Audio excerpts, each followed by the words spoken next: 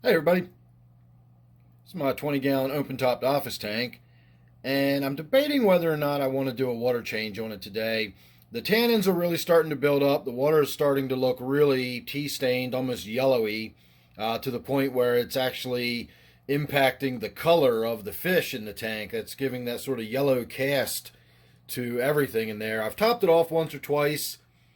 This tank tends to lose a lot of water pretty quickly being open topped, and it's fairly warm, so we topped this tank off several times between water changes.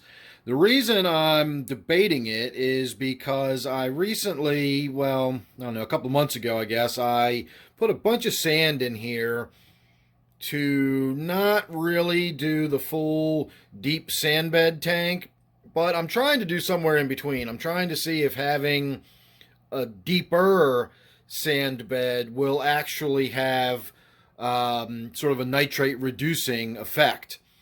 And I don't know if it will or not. I think there probably needs to be a certain depth of sand before you would get to that sort of threshold where you'd be getting that denitrification going on underneath of there.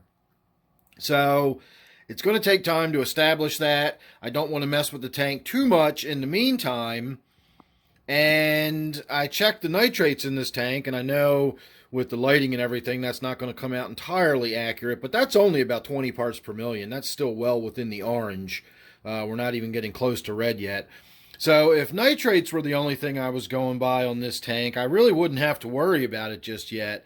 But I've topped the water off several times, and that means all the other dissolved solids in the tank, all the other things that contribute to what is known as permanent hardness, things that stay behind when water evaporates out of the tank, all of those are building up, whether that's fish hormones or it's phosphates, anything. It doesn't matter. Just because there's not a lot of nitrate in the tank doesn't mean that I'm not building up other stuff.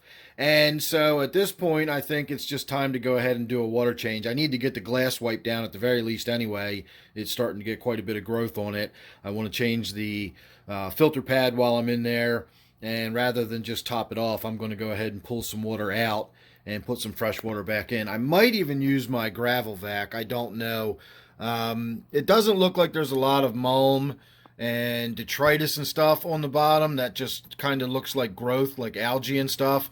So I don't know if me getting in there with the gravel vac and gently going over it would really have that much of an impact. I'm certainly not going to remove any algae with the gravel vac, but if I disturb the gravel and, even just the surface layer of gravel and sort of stir it around, I could sort of break up that green growing kind of look and make it look a little more like the gravel's been freshly vacked or something. But I don't know how much stuff I would honestly get out of the gravel. Just sort of moving it around so you can't see the green algal growth on it is not the same as really cleaning it with the gravel vac. And of course, I'm not going to even think about scrunching the gravel vac down into the sand. The whole point of this is to let that sit and start doing its thing and trying to develop a little bit of anaerobic area in the tank, a little bit of area where there's water but no oxygen, and that will allow for the denitrification process to happen.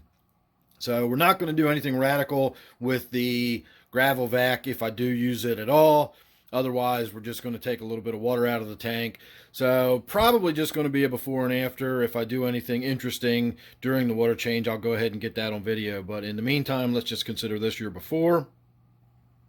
And there's your after.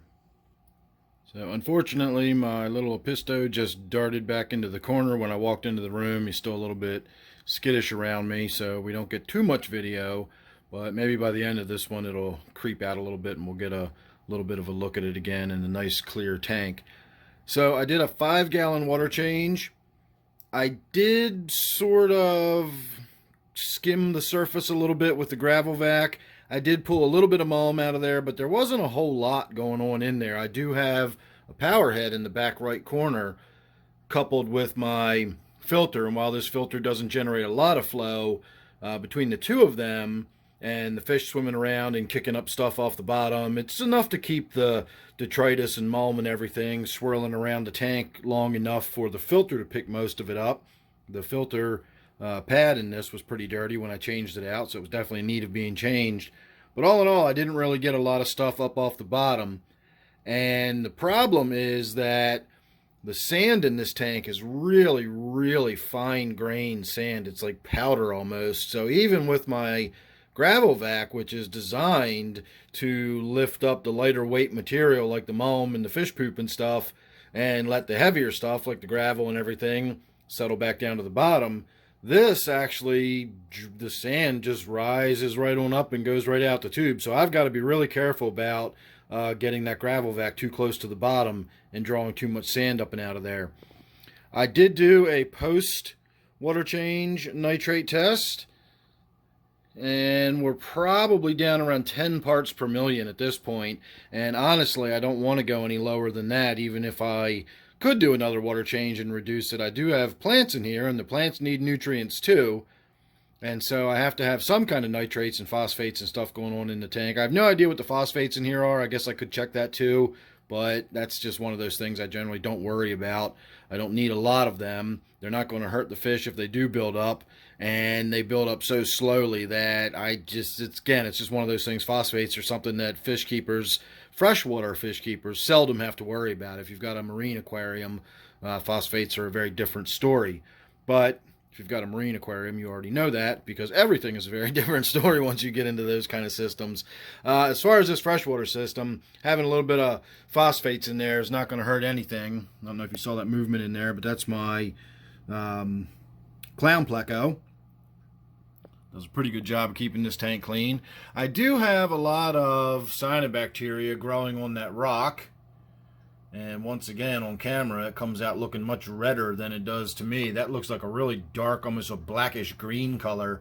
I don't see that sort of purpley color until I look in the viewfinder on the camera. But it is pretty obviously there, and you can see where the bright light shines on the end of that rock, and it's on that too. So getting that cleaned out of there might be a little less of an eyesore. We've got some of that green fuzzy stuff growing on the leaves there. I think a chemi-clean treatment would kill off some of that, and it would just make the tank look a little bit better overall. Not a big deal, not really going to worry about it. I'm certainly not going to worry about it today, but it is something that crossed my mind, because what happens is once you get a sheet of that stuff growing like that on the rock, the off-flux grazer, in this case it's a clown pleco, but if you have a rubber lip pleco or a whiptail catfish, any kind of fish that's going to scrape and keep your glass clean and keep your rocks clean and all that, they won't scrape that. That's not something they eat. If you get that all cleaned off, like these rocks, it will go ahead and continue scraping them and keeping them clean, but you've got to get it to where they'll be able to go ahead and start scraping on it in the first place. And in this case, this nice big flat broad surface with the light shining on it has created the perfect opportunity for all that cyanobacteria and stuff to start growing. So we'll have to get that cleaned up someday. But again, not worried about it. It's not exactly an eyesore. It's just something I was thinking about while I was in there. All in all, not a lot to talk about. The water milfoil that I put in here is growing like crazy. You can see I've got just long strands of it just growing across the surface of the tank already. The flow from the filter is all sort of swirling it back into this far corner back here.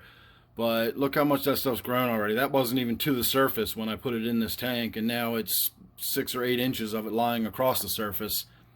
So that stuff grows really fast. And for my regular viewers who know that I put some of that down in my gourami tank, I have it in the back corner behind that big piece of wood where it doesn't get a lot of really direct light on it. And that is already grown all the way up to the surface. And that's in a 55-gallon tank. And it was maybe a third to half the way up the tank when I planted it, and now it's all the way up to the top and at the surface. It's not growing across the surface yet, but it's there. It's at the surface already. So that's something that maybe I might be removing from some of my tanks. I have a feeling that that's going to be one of those things that's just, I don't know, it's just going to be stuff growing all over the surface of the tank, and I don't know if I'm necessarily going to want that. But that's a video for another time. We got plenty of time to talk about that in the future. This was just a look at my 20-gallon open-topped office tank. So there you go. Did the 5-gallon water change, even though I didn't really need to according to the nitrates. But I did get the tank nice and cleaned up, and I topped it off, and now we've got even lower nitrates. So one of these days we will get around to sitting down and having a discussion about nitrates and all that kind of stuff. I often wonder how many people even know what nitrate is or what nitrates are. It's in fact a misnomer to say nitrates. That's like saying oxygens. You know, how many oxygens are in the room. When I say how many nitrates are in the tank, that's the same as saying how many oxygens are in the tank. So it's just nitrate, and there's nitrate in the tank, but I often wonder how many people really even know what nitrate is, because a lot of weight gets put on nitrate in the aquarium hobby, and it really sort of baffles me, and I scratch my head as to why that is. Anyway, I'm rambling again. I always talk about nitrates. That's something we will actually sit down and have a good, long, thorough discussion about one day. I'm just not looking forward to it, because I'm not looking forward to all the flack and comments and everything else I'm going to get afterwards. So we'll see whenever I get around to doing that. So thanks for watching this one. Thanks for listening to me ramble on again. Hope you enjoyed. Don't forget, this is my 20-gallon open-topped office tank, and I will see you real soon in my next one.